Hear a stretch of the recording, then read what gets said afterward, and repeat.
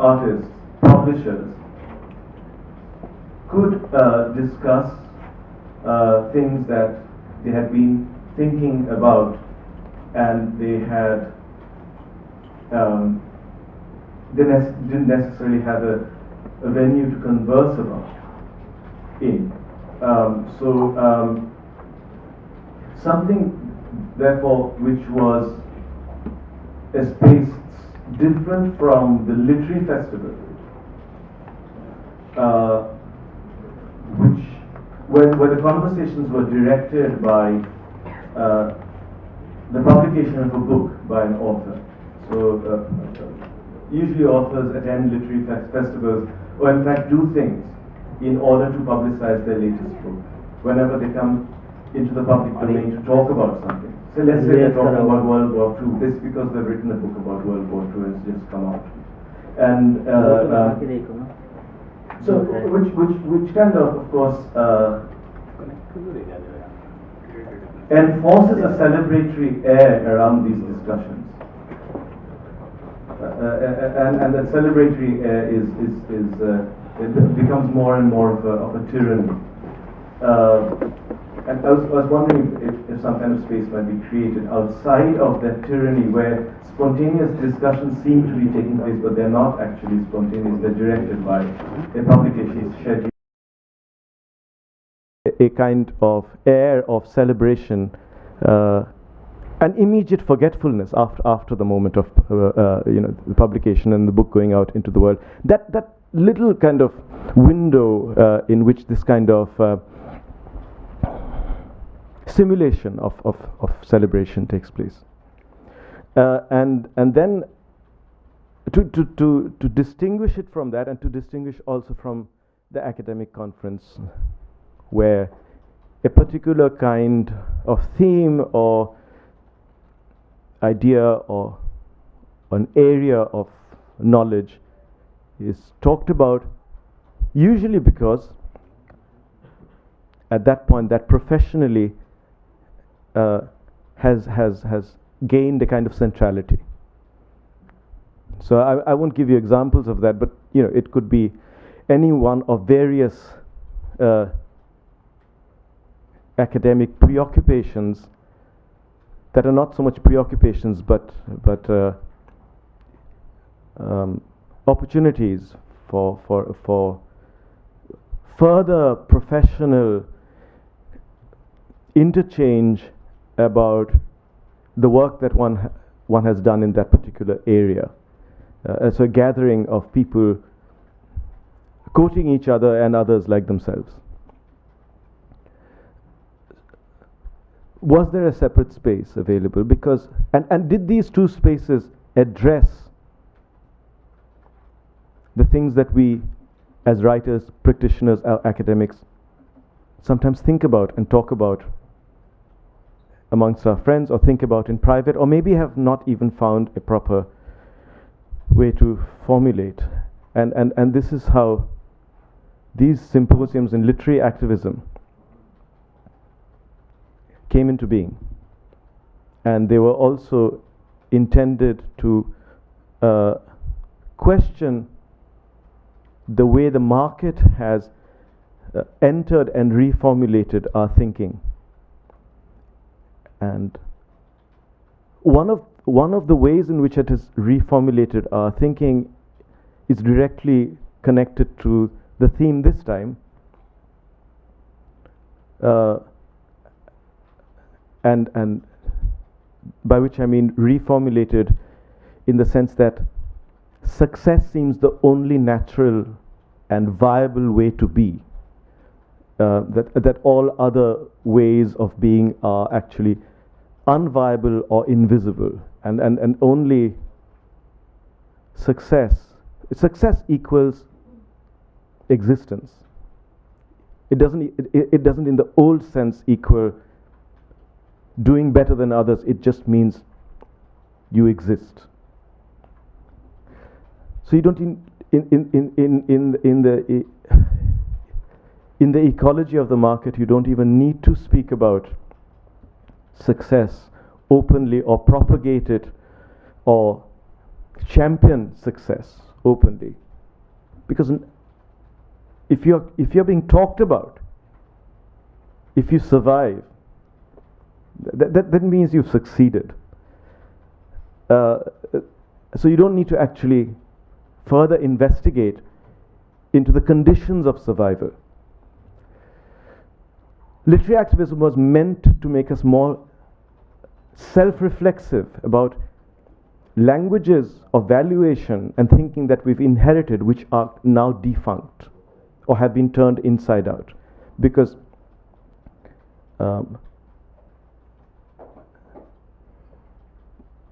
publishing companies, for one, when they speak about their most valued authors, very rarely speak in terms of the fact that these writers have to be, for them to promote them and publish them, they have to have the possibility of being commercial successes or have to be commercial successes. The literary publishers never say that we publish writers because we think they will be commercially viable. But that is what they do. They publish writers only on, that is the primary criterion.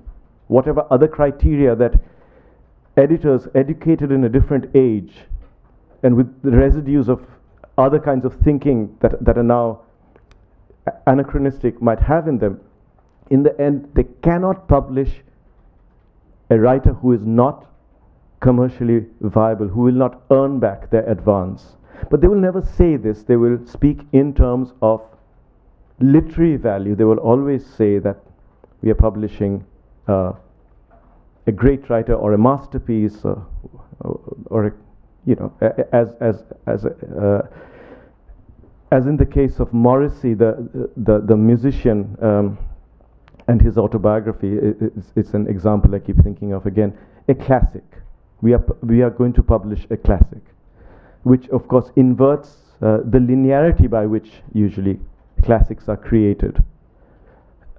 All literary terms have been appropriated in this language of a different kind of value and valuation. Literary activism and this space is made to make us, is meant to make us self-reflexive, more aware of what it is that is causing us subtle unease and a pervasive kind of sense of unease in the midst of our celebrations. So that's what is happening, and we will have a number of jokes about failing in the course of the next 2 days. I failed to bring over here people that I wanted to. I say with qualification that I succeeded in bringing people that I wanted to. Qualification because I don't like using that word succeeded, but now I think I've rejuvenated that word in this particular instance. I succeeded in bringing along people who are going to be speaking about failing in a way I think I will learn from. I have to say that Lydia Davis does not travel very much. So she created, her son created a video of her reading a new unpublished story, which she thinks is about failing, called Learning to Sing. We've all, I mean, especially musicians, have experienced this business of failing at music. So, so she's not going to be here in the flesh, but you are going to get her speaking about failure and then reading a new story in this very beautifully made video. Everybody here else, I think, is going to be here. Anurag Kashyap's flight has been delayed, but I think because I didn't get any further messages from his end saying that the flight is further delayed, he should be here in time for his slot. And now Saikat Majumdar, who is the all in all of the creative writing department at Ashoka University, is going to say a few words. University of East Anglia began this. We entered into partnerships with other institutions. It's been done in Calcutta, in Delhi, in partnership with the Columbia Institute for Ideas and Imagination in Paris, in Oxford of times with Torch and St. Hugh's College. But I think now we have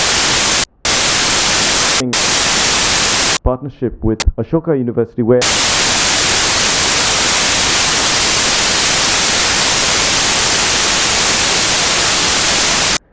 they have been extremely supportive and generous, and they have been basically making this thing happen since 2018, I think.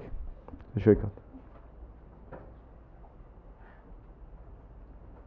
Thank you, Amit, for setting the right tone for failure, and thank you all for being here on a Saturday morning. It's wonderful to see so many of you from Ashoka as well, and from Delhi. I think this is the fifth year for the symposium, and I've been sort of fortunate to be associated from the beginning. And I have to say that this is really something very unique.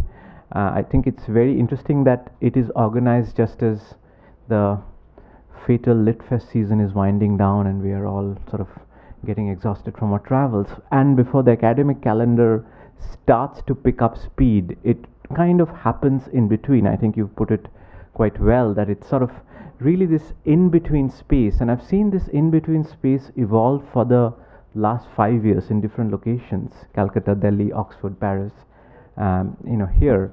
And what is really striking is, I think, what was mentioned, that in many ways the language of the free market and the language of political urgency masquerading as the value of the literary, and that becomes a kind of an all-pervasive force. And I've seen this symposium over the last 5 years really take on and try to create an alternative space in many ways.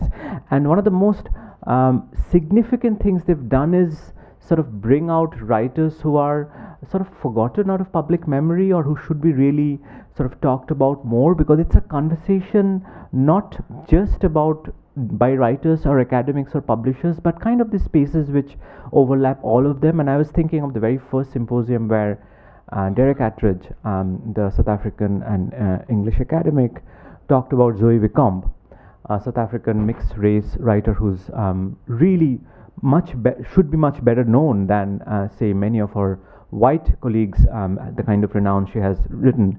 And Derek was, I was lucky to have Derek as my dissertation advisor, and he introduced me to so many South African writers who are not actually well received outside. I was also thinking of the campaign Amit Chaudhuri and Arvind Krishna Mehrotra ran in Oxford, and Peter MacDonald ran to make Arvind Krishna Mehrotra the Oxford professor of poetry. And it was obviously a very scandalous campaign for all kinds of other reasons, including Ruth Bedell and Derek Walcott and all kinds of interesting literary scandals. But the whole campaign, the way it was done, the way the way to bring somebody from outside the kind of metropolitan canon was really another powerful instance of literary activism. And Arvind Mehrotra himself has spoken multiple times on this forum. And I remember a couple of years back him talking about his translation of Vinod Kumar Shukla's Hindi short stories. Again, those of you who follow Hindi literature, I mean, I'm sorry to say that was my introduction to his work, but it was a wonderful introduction. For those of you who read Hindi literature, you know that Vinod Shukla is one of the should have been again he's in his late 80s. And then this year I saw the collection of short stories by Vinod Kumar Shukla win a couple of awards. So this is actually real, this is happening, this is not just talk, but this is really something that is actually bringing things to a kind of a public sphere. And at Ashoka we are especially delighted to host this and welcome Professor Chaudhuri to the faculty, because it's a department which is not marked by the usual animosity between the creative and the critical, which often defines the American MFA, which I have been branded by. The American MFA program is something which is a very unique thing, but it has its long tradition of Raymond Carver, and goes back to a lot of other writers. And there's a kind of strong anti-intellectual bent to it, that to be a writer you cannot be a thinker. If you're creative, you cannot be intellectual. And this is something which I think we've really kind of trying to dismantle. I think University of East Anglia, Tiffany is there, Tiffany Atkinson, John Cook, there are a lot of people who really kind of embody this coming together. And Ashoka, I think we are really happy to say that a lot of us who teach literature and creative writing at Ashoka don't really see any kind of meaningful distinction. We kind of bring it together. So in many ways, the kind of coming together of the critical and the creative that symbolizes this, this symposium we've already practicing here at Ashoka, which I think has already has offered a really kind of viable and visible platform for students to do creative writing. It's no wonder it's emerged as one of the more popular minors. But it's really perfect for this kind of a venue. So with that in mind, I'm sorry Professor Malavika Sharkar couldn't be here today, but I'm glad we are all ready. So I welcome all of you again for this symposium. And this is not just a one-off event, this is going to happen every year.